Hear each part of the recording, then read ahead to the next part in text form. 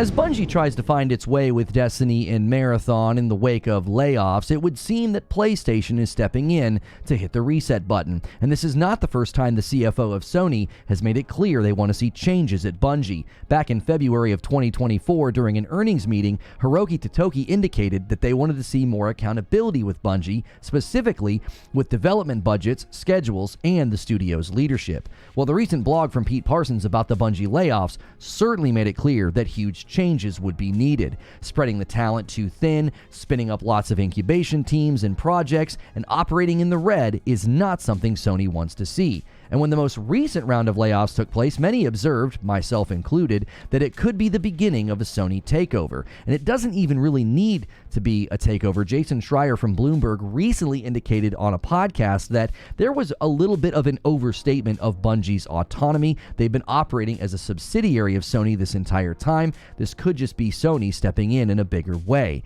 And I think that there's no more need to speculate because, much like last time in an earnings call, Hiroki Totoki said recently that Bungie is going to experience some restructuring. It really does sound like Sony is stepping in a much more significant capacity. According to Totoki, back office functions at Bungie will be integrated into SIE. This change was referred to as a restructuring, and the purpose is for, quote, cost restructure and portfolio organization. So there are lots of implications for what this could mean. Will the future of Destiny and Destiny 2 look different? Bungie didn't seem to think that Destiny 3 was a good plan, but with the Destiny spin-up projects canceled, many could see Sony step in and say, hey, it's time to take the franchise on a different course. And what about Marathon? Recent remarks from Bloomberg's Jason Schreier are definitely worth considering about Marathon, and we will look at those in a moment. His comments are interesting, especially given the lackluster response to Concord during its beta, and the pattern of trend-chasing live service games is not going very well.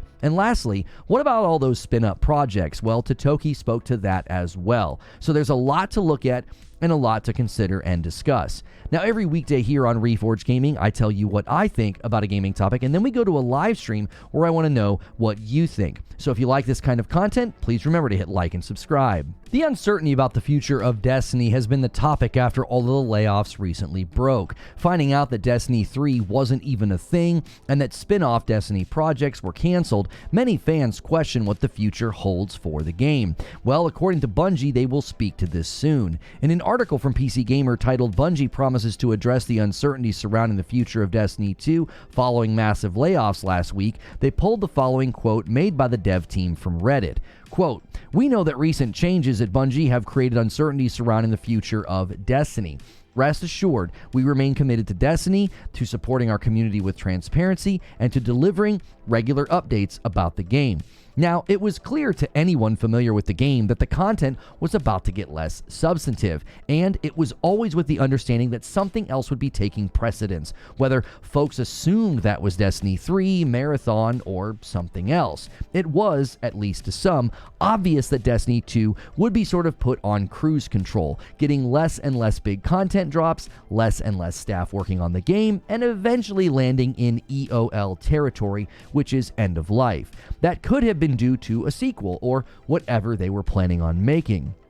So, given that all of the spin-off Destiny plans have been canceled, there is a variety of ways forward, and I argued in my video about how to save Destiny that they have a few options. Option 1 would be to let Destiny 2 take this cruise control plan and build Destiny 3 now that the staff have been freed up from those other canceled projects. Option 2 would be to focus all energy on Destiny 2, get as much life and money out of it as possible while shifting to something else. Option 3 would be just to go back to the beginning, do a proper next-gen Destiny 1 remake, and essentially restart the franchise. Option 4 would be a similar path where you just reset Destiny 2 in some significant way and try to make it more appealing and approachable to both new and returning players and set it up for a longer future. Well, fans reacted to my suggestions in a variety of ways. The remake of Destiny 1 idea was pretty divisive. Some people loved it, some people hated it. Continuing with Destiny 2 and refocusing efforts didn't seem that popular popular because many people just feel burned out with that game and the franchise entirely, and new players just don't see any good inroads into the game. And Destiny 3 seemed to get the most support, and many saying, hey, that's the most potential for me to jump in, as well as new players also. Because many feel that Destiny 2 is just very unapproachable right now. GameSpot published an article with a very clear and direct title: "If Destiny 2 is to survive, it needs a real new player experience," they claim. And I have to say, I've never agreed with this more than right now. Just last week, I did a members-only stream, and my wife tried out the game completely fresh, brand new character. She only played a bit of Destiny 1 way back in the day and was never all that fond of it. Borderlands was a little bit more of our speed if we wanted a co-op shooter. And I have to say, the new player experience is genuinely awful. They have you start at the very first mission from Destiny 1 out in the car yard, so soon she was firing the old trusty Kvostov and working her way through the basics of the game. And it just felt so self-indulgent and needlessly nostalgic. My wife had zero connection to having the game start where it did, so outside of what I thought was a really great story cinematic that took the time to explain what Guardians are and what their purpose is, it just felt like an unnecessary tutorial that could have been better woven into newer gameplay. And according to the GameSpot article about this, new players do tend to bounce off the game. They say the following: "What I've heard from people who've tried to get into Destiny 2 is that it's extremely difficult, and a lot of them bounce off. After a certain point, they're not sure what they should be doing, or what they should be chasing, or what their effort leads to. They often need friends to explain the game to them, and if they don't have any, they tend to filter out." Well, there's other issues with needing friends to explain the game to you, because a lot of them have stopped playing, or they might start talking about all the great content that has been removed. One of the most common comments I got on my recent batch of Destiny and Bungie videos is that most players stopped playing Destiny when paid content was taken out of the game. And while I always understood the necessity surrounding that decision from Bungie, I think it's sort of the unspoken starter pistol that it's time to get out of Destiny 2 and build a new game. And with Hiroki Totoki confirming that Bungie will be focusing its efforts on Destiny and Marathon, let's consider the recent developments about Marathon and what Bungie thinks about it.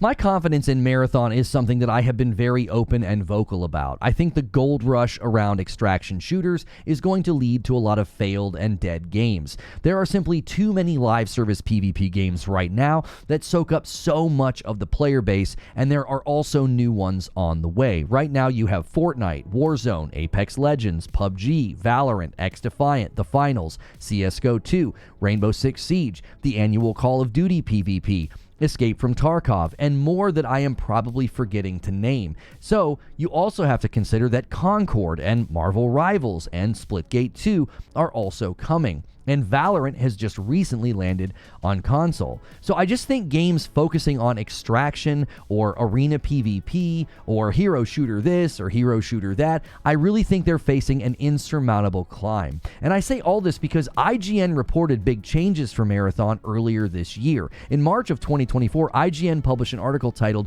"Bungie Replaces Marathon Director Amid Leadership Shakeup and Fears of Layoffs." And after outlining the strange way that Christopher Barrett was replaced as director, which, side note, Barrett's not even at Bungie anymore. That was also never announced, just sort of quietly left the company. We are not sure on what terms that was. But after breaking the story about the director change, IGN said the following: "While this is going on, sources tell IGN that Bungie is pouring resources into getting Marathon out the door. The game's direction has shifted somewhat under Ziegler's new leadership," one source says, including moving away from custom player characters in favor of a selectable cast of heroes. Now, there are two very important things to notice here.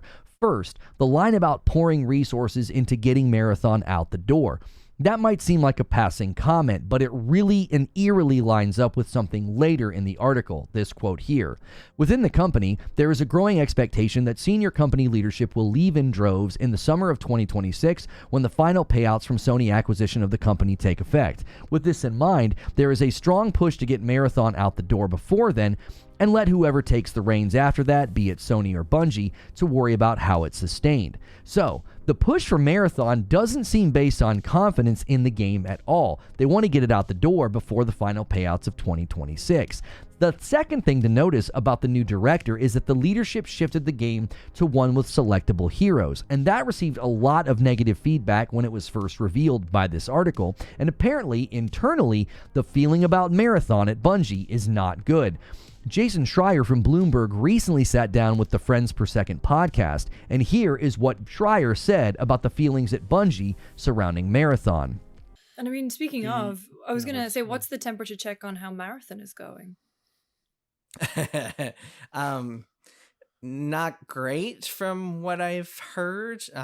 There's a reason that it was planned for this year and slipped a whole year, and people that I've talked to are a little pessimistic about it even hitting its current planned deadline, but we'll see. I don't know exactly when that is, sometime in 2025. I'm not sure. Yeah, I mean, the sentiment I've heard is not great around it, at least as of a few months ago. Is there any sense of what would happen, any discussion about what would happen if Marathon didn't pop off? Did anything pop up in those discussions? I don't want to speculate. Definitely have that conversation with people, but it would be irresponsible for me to be like, well, Bungie's going to shut down if that doesn't happen.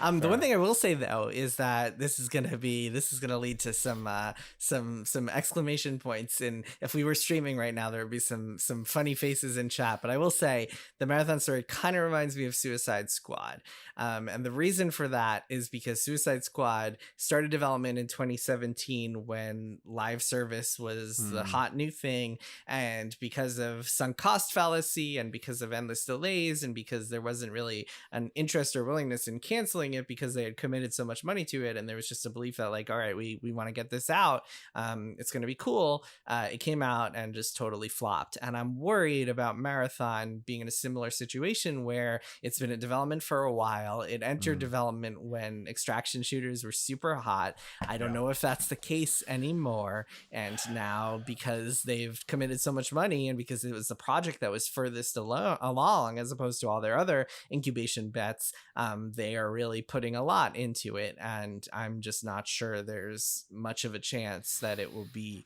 successful. But then again, you never know. So I can't hear this. I can't hear that like Bungie doesn't think it's that great. They might not hit their timelines, and it reminds Schreier of Kill the Justice League. I really have to say this very firmly.